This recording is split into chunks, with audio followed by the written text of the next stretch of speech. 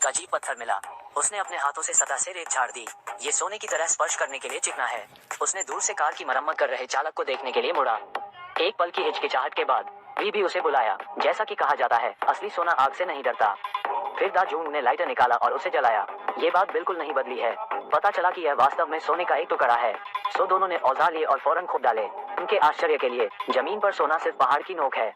मैं बहुत दिनों से खुदाई कर रहा हूँ, लेकिन मुझे नीचे का पता नहीं चल रहा है। उन्होंने ये देखने के लिए क्रूर बल प्रयोग करने का निर्णय लिया कि क्या वे इसे तोड़ सकते हैं, लेकिन दोनों ने पूरी कोशिश की। सोना स्थिर रहता है, ये देखना कि जनशक्ति पर्याप्त नहीं है। वे फिर से गाड़ियां खींचने लगे, लेकिन टायर ही नहीं डूबा। रस्सी टूट गई है। बिना किसी विकल्प के दोनों अथक खुदाई करने लगे। शाम तक सोना अभी भी अथाह है। ऐसा लगता है कि यह सोने का टुकड़ा नहीं है, लेकिन एक सुनहरा पहाड़। इस तरह खोदने का कोई तरीका नहीं है। इस समय दा जूंग ने प्रस्ताव दिया, भाई की आंख को खुदाई करने वाले को खोजने के लिए शहर जाने के लिए कहें। मैं रहता हूँ और सोने की रखवाली करता हूँ। राउंड ट्रिप में 4 से 5 दिन लगने का अनुमान है। दा जूंग ने विशेष रूप से पूछा। उत्खनन किराए पर लेने के कारणों के बारे में अवश्य सोचें। दूसरों को सुराग देखने न दें, लेकिन भाई की आंख सोचते हैं। मैं शहर से परिचित नहीं हूँ।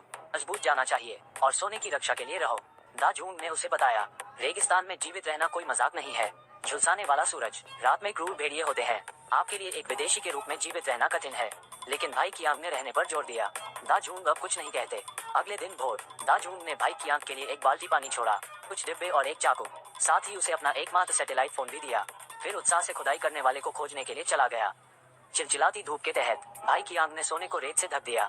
फिर मैंने मरे हुए पेड़ों से एक छोटा तंबू बनाया। फिर सूखी लकड़ी का एक गट्ठर उठाओ। भेड़िए के हमले से बचने के लिए लपटों का प्रयोग करें।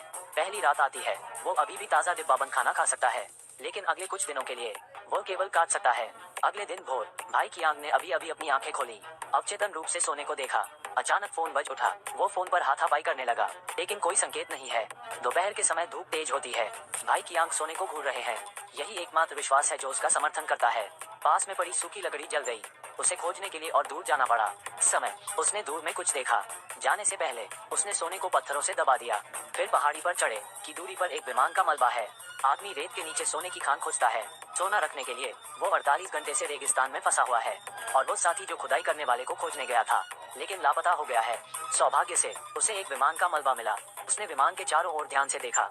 मुझे लगता है कि यह आदर्श आवास है, लेकिन एक पहाड़ी है। अगर यहाँ रहते हैं, देखने में कोई सोने की खान नहीं, तो उसके पास एक विचार था, विमान को नष्ट करना शुरू करें, मलबे को वापस सोने की खान में घसीटना।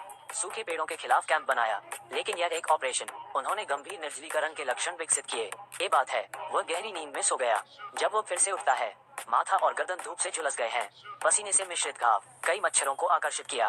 भाई की आंख का दिल टूटने की कगार पर है। वो सोचता है कि यह इस तरह नहीं चल सकता, इसलिए उसने एक पत्थर से उसका एक टुकड़ा गिरा दिया। इस सोने के टुकड़े को लेना चाहते हैं, इस गंदी जगह से बाहर निकलो। लेकिन इस समय फोन अचानक बजा। क्या आपने पहले कभी आकाश में पाई का अनुभव किया है? नहीं, इसे खोने का जोखिम उठाना चाहते हैं? ऐसा न करें, सोने की रक्षा करो। मैं यथाशीघ्र वहां पहुंचूंगा, हमें और सोना मिलेगा। भाई की आंख, पानी की भारी कमी के कारण दिन के दौरान सूखी लकड़ी एकत्र नहीं की जाती है। बची हुई जलाओ लकड़ी जल्दी बुझ गई। वो सिर्फ टॉर्च से भेड़ियों को भगा सकता है। ये तीसरे दिन तक चला। थके होने के कारण उसे अब मच्छरों के काटने की परवाह नहीं है। पूरा चेहरा पहचान से परे है, लेकिन सोने की खान के लिए उसे इंतजार करना होगा। इस समय कुछ ही दूरी पर उसकी नजर एक जहरीले सांप पर पड़ी। आपके दरवाजे पर डिलीवर किए गए गेम का सामना करना। उसने चाकू उठाया और उस पर कूद पड़ा। मैंने कभी नहीं सोचा था कि सांप ने उसे नहीं पकड़ा। पीछे का पानी भी पलट गया। कैन में बचा हुआ सूप अपने मुंह में डाले। अंतिम विनम्रता का स्वाद लेना। चौथा दिन भाई की आंख आपूर्ति खोजने के लिए फिर से विमान के मलबे के पास आए, लेकिन उसने पाया कि एक आकृति उसकी ओर बहुत दूर नहीं चल रही है। वो जल्दी से केबिन में छिप गया। सोना बैग में छिपा दिया, लेकिन इसकी खोज एक महिला ने की। उससे पूछो कि वो यहाँ क्यों छिपा है। भाई की आंख चुप है। मुझे उम्मीद है कि वो जल्दी चली जाएगी। इस समय महिला उठी और इधर उधर देखने लगी। टेंट की ओर घसीटने के निशान का पालन करें। भाई की आंख एक पल के लिए घबरा गए। महिला को रोकने के लिए जल्दी से पकड़ें, पर अब बहुत देर हो गई है। महिलाएं अभी भी सोने की खान की खोज करती हैं। हताशा में कियान भाई को खाता है और महिला को गोली मार देता है। उसके ठीक होने का इंतजार करें। महिला सांस नहीं ले रही थी। वो घबरा गया और जमीन पर गिर पड़ा। सोने के लिए वो हत्यारा निकला। मरुस्थल में शव को घसीटता हुआ आदमी। फिर शव को घसीटकर गड्ढे में दबा दिया गया। फिर महिला का सामान ले गए। पीने का पानी घूंट, सांप का मांस खाना, लेकिन लंबा नहीं। शव को जंगली भेड़िए घसीटकर बाहर ले गए। विनाश के लिए उसे शव को आग लगानी पड़ी। 5वीं सुबह उनके पार्टनर का फोन आया। भाई की आंख फूट फूट कर रोने लगे। मैं दा जूंग से जल्दी वापस आने की विनती करता हूँ। लेकिन दा जूंग ने कहा, अभी भी कुछ दिन और इंतजार करने की जरूरत है। आई की आंख का दिल टूट गया है, लेकिन जीवित रहने के लिए चिलचिलाती धूप में वो केवल सूखी जलाओ लकड़ी ही इकट्ठा कर सकता है। लेकिन जब उसने ऊपर देखा, रेगिस्तान में उड़ता हुआ रेत का तूफान मिला। वो जल्दी से तंबू में छिप गया। विनम्र तंबू, तेज हवा का विरोध करना कठिन है। जब वो फिर से उठता है, उसके पेट में एक टहनी फंसी हुई है। गीली रेत ने सब कुछ दबा दिया। वो अब नहीं जानता कि वो कहाँ है। सभी उपकरण भी खो दिए, लेकिन ये महत्वपूर्ण नहीं है। आईने ये रखता है कि सोने की खान कहाँ है। उसने गंभीर दर्द सहा और चारों ओर देखा। अंत में उसे सोने की खान मिल गई। फिर उसने टहनी खींच ली। इसके साथ सरल व्यवहार किया। फिर इसे गर्म कैन से ढक दें। अपने घावों को कीटाणु रहित करें। तेज दर्द ने उसे बेहोश कर दिया। धुंध में उसने वास्तव में मृत महिला को देखा था, लेकिन महिला ने उसे चोट नहीं पहुंचाई। इसके बजाय उसे थोड़ा पानी दें। जब वो जागता है, महिला ने अचानक उससे पूछा, क्या आप मेरी बहन से मिले हैं? पता चला कि वो उस महिला की बहन है। भाई कियान केवल जल्दबाजी में इनकार कर सकते हैं। महिला को भगा ले जाना। जब वो फिर से उठता है, चारों ओर आग का गोला मिला है।